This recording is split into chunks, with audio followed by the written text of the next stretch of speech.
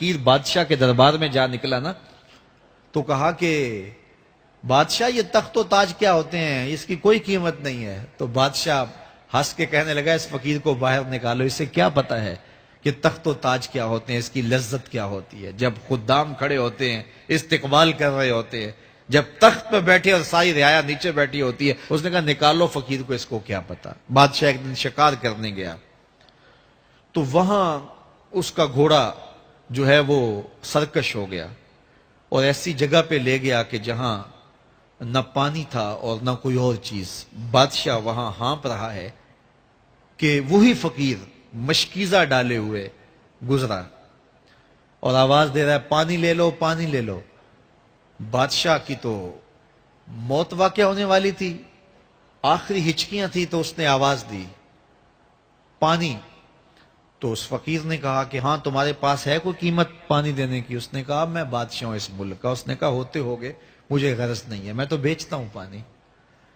اس نے کہا بابا میں بادشاہ ہوں، جو مانگو گے میں دوں گا، مجھے پانی دو، میں مر رہا ہوں۔ اس فقیر نے کہا آدھی حکومت لگے گی۔ اس نے کہا آدھی لے لینا، مجھے پانی تو دو، کیونکہ مر گیا تو ساری جائے گی۔ اس نے پانی کا گھونٹ دیا، پیاس کی شدت تھی، جب پانی کا کٹورا اس نے منہ سے لگایا تو پانی حلق میں اٹک گیا۔ اب پھر دوبارہ مصیبت بن گئی تو اس فقیر نے کہا کہ میں حکیم بھی ہوں، اگر کہو تو تمہارا علاج کر دوں۔ اس نے کہا ضرور کرو، لیکن اس نے کہا میں یوں ہی نہیں کروں گا، آدھی باقی حکومت بھی لگے گی، وہ بھی لکھ دو۔ اس نے چمڑے کے اوپر لکھوا لیا، ساری حکومت لکھوا لی اور اس نے اس کا علاج کیا فوری۔ جو اس کے پاس ٹوٹکا ٹونا تھا تو اس کا پانی حلق سے نیچے اتر گیا۔ بادشاہ گھوڑے پہ بیٹھا واپس آیا، وقت گزر گیا، عرصہ بیت گیا، بادشاہ پھر تخت پہ بیٹھا تھا، وہی فقیر بھیس بدل کے دوبارہ آ گیا۔ پھر اس نے نصیحت کی کہ آخرت کو یاد کرو، یہ دنیا کچھ نہیں ہے، 4 دن کی کہانی ہے۔ بادشاہ نے کہا تو میرا خیال ہے پہلے بھی کبھی آیا تھا، تو نہیں سمجھتا تخت و تاج کی لذت کیا ہے۔ اس نے کہا اس کی کوئی قدر و قیمت نہیں ہے، چھوڑ اسے، آخرت سب کچھ ہے۔ تو اس نے کہا نکالو اس فقیر بابے کو، یہ اس دن بھی آیا تھا تو آج پھر آ گیا ہے، اپنی راہ لے بابا۔ اس فقیر نے اپنے تھیلے سے وہ چمڑے کی دستاویز نکالی جس کے اوپر اس نے ساری حکومت لکھ کے دی تھی۔